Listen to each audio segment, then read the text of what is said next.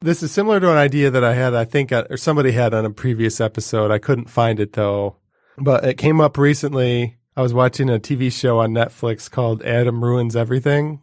It's about like a skeptic guy. It's like a comedy show, similar to Penn and Teller's Bullshit. He's from Funny or Die. And he basically like talks about like a topic like donating to charity or that was the one I was looking at, was donating to charity, or like marriage or funerals. And he talks about all the bullshit about a certain topic. And so I was watching the one about charity, and they were talking about food drives, like where you donate cans of food. And he was saying that they're complete BS, that most of the shelters and like food banks would rather have money, and they can buy cheaper food in bulk with cash. But the only reason they do food drives is because it makes the community feel better, like that they're giving. And so my thought was, well, if you're going to get people together to let them feel good, why don't we do that about something that actually does help people, like optimally, unlike the food drives? And so my idea for that, I call it helper fairs. So what you do is like every year or every 3 months or something, a community would have like a week-long thing, like Friday, Saturday, Sunday, like at a church or gymnasium in a school or something. And like it'd be based on a theme. Based on that theme, like let's say the theme is clothes. People would come by to donate clothes. Like old ladies with sewing machines would come by to like sew things in repair clothes, and like you could donate clothes those days, and you could sell used clothes, like a yard sale-ish type thing. So it would be like a community getting together on a topic. And so I had a few other like themes. One of them would be like computers.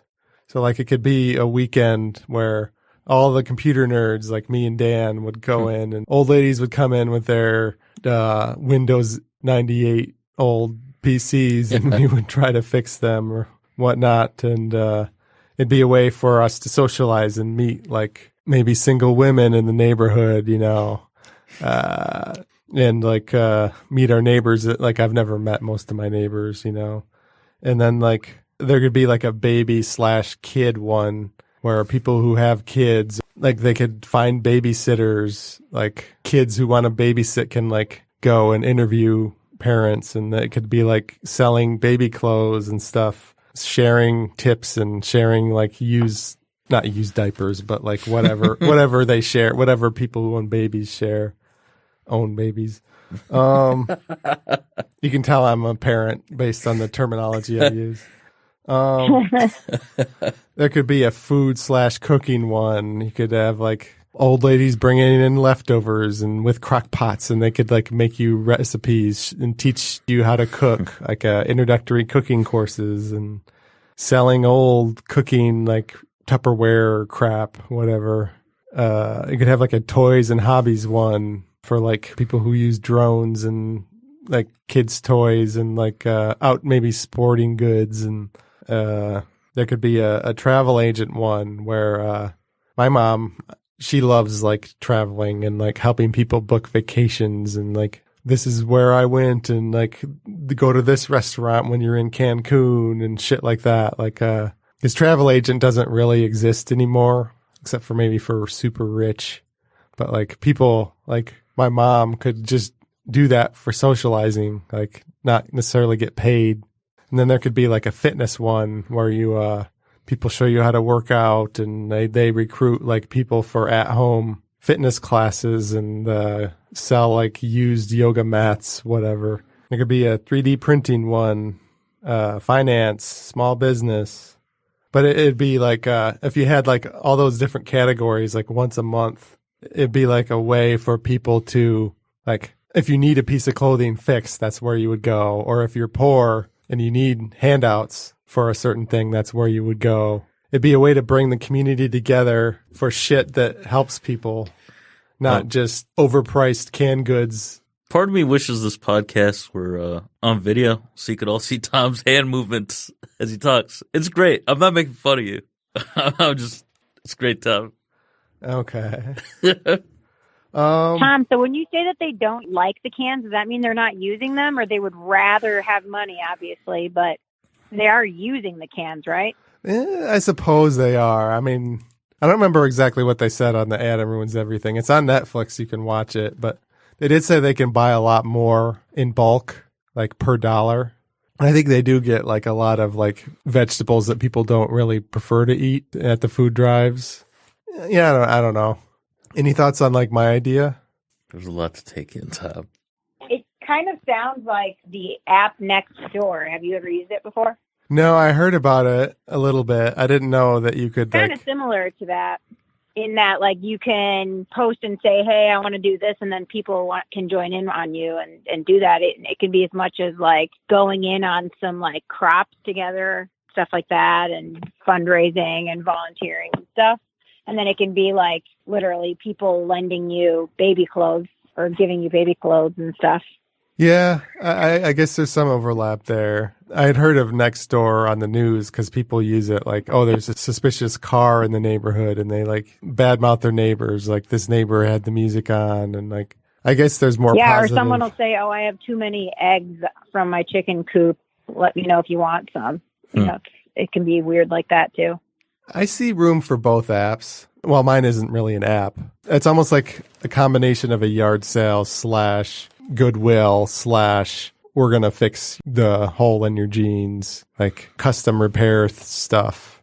Yeah. So part of the intention is to bring people together so they're not alone all the time. They know who their neighbors are. Nextdoor, I guess, does that sort of on a person-to-person basis, but there's not a bunch of people going to a place at the same time. I don't know if it fosters necessarily a sense of community as much. There's an app called Meetup.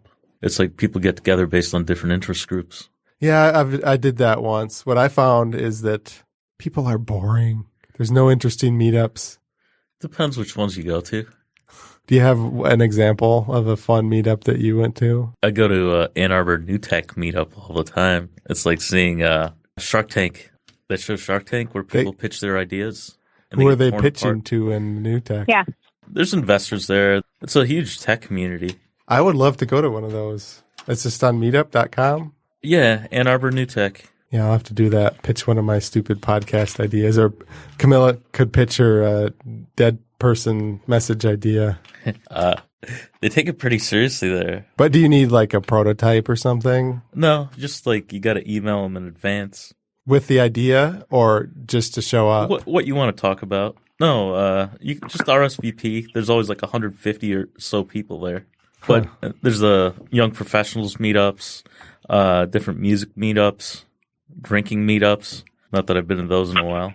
What I found is it was all like things that I found boring, like knitting or church things or yoga or reading, book clubs, like nothing that I found interesting. Oh, okay. You got to keep looking, Tom. Tech stuff, which is like work tech stuff. That one was interesting only because of my creative ideas. It's not like a fun thing. I wouldn't think. Although I went to one once for iPhone developers and they had a Vive or an Oculus there. And it was like a year before they got released to the public. It's pretty so cool. I got to try out an Oculus. I think Oculus came first, right? I'm not sure. Whatever. Oculus got bought by Facebook for $1 billion. Yeah.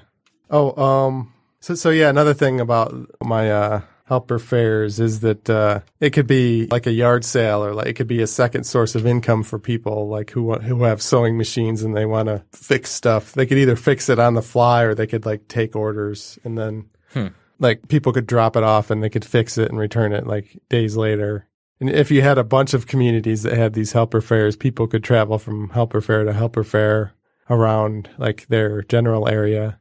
Like some people do that for like flea markets. Like community recycling. Yeah. But it's more than that. It's recycling, donating, selling, repairing, all in the one place. Before it finally hits a landfill. Yeah. Another thing I had for this is that I think it's called the Tetris effect. And basically, when you make something public, like the video game Tetris, like there was a world record that was like pretty stagnant. Like it didn't change much over 15 years. And then all of a sudden, like Facebook and social media and like in Twitch, people could broadcast their world record. And all of a sudden people saw how other people beat the game or how their gameplay worked. Yeah. It's an interesting thing, like that applies to lots of things. Like with visibility of what other people are doing, people get better at stuff. Same thing with like world records in Olympics. Like once one person does the 900 on a skateboard, other people know it's possible, so they all can do it the next year. So if you have things like this where people get together to repair things and like do like homemade businessy things, the Tetris effect could take into effect. It could spawn like new industries of like amateur arts and crafts and sewing machine repair stuff, like create like a whole new economy of personalized stuff. I always thought the Tetris effect, I always knew it as like, because you play that game so long, you see pieces falling like in real life. That's what I thought the Tetris effect was. There's another name for the thing about breaking world records once you see other people, how other people do it. Maybe it's not the Tetris effect. Whatever. I saw an example of that for Tetris. Yeah, so some negatives for that idea. People might not volunteer, especially for the computer one. There might be like too many people wanting their computers fixed and not enough people to fix them. Computer nerds are like cats. Like it's hard to herd them together in a spot unless there's like comic books there. I suppose you could bring comic books there. Lure them in. Yeah. There might be like some snobbery, like the church people could like take over and like bully other people out. Might kill local businesses. So you've got people like Walmart on the top killing local businesses. Now you'd have people on the low end. So it'd be like they'd be getting attacked from both ends. Like an ordinary small business, like a computer repair shop. Maybe Amazon is killing them because you can just buy cheap electronics or whatever. So the big company is taking away their business. And then all of a sudden there's this for like amateur repair people to like kill even more. So it would be killing the middle size, the small size business even more, which is probably a bad thing. Although they're probably already dead now, most of the small businesses anyway. Any last ideas on the helper fairs? Would you guys participate either to buy stuff or to help people out in your community? Are you trying to frame me and make me look like a bad person? Exactly. I definitely want to find out more. I want to find out more about how I can help people. I don't know. I thought the same thing about Nextdoor, that it was a really great concept and that it would help me get more involved in my community. But at the end of the day, there's only so many hours in my day. You know, the reason that I think cams work, for example, is that it's an easy way to make a small impact, even if it's not a big impact, or if you don't have the ability to give money. It's still something. How long has it been since either of you done volunteer work? It's been a long time. I can't remember the last time I did volunteer work. I did it once. I did Habitat for Humanity through work, but I got heat exhaustion about an hour in and I had to quit. Yeah, I did. The last time I did volunteer work was because I got arrested in college for drinking, and they forced me to. Yeah. I didn't do it out of the kindness and the goodness of my heart. If my work wasn't so stressful, like if I was unemployed, I would probably do it just to get out of the house. If I was retired, I would probably do it. So yeah, maybe people our age wouldn't do it as much. I'm Dan Thomas. I'm Camila Ballario. I'm Chris Young. I'm your host, Tom Walma. This is Creativity Wasted. If you like this podcast, please subscribe and give a review or rating on iTunes, Google Play, Stitcher, SoundCloud, or wherever you got it. I have a website, creativitywasted.com, and I also started a Patreon. So if you love the show, consider donating to Patreon. Thanks for listening. You're listening to the Podcast Detroit Network. Visit www.podcastdetroit.com for more information.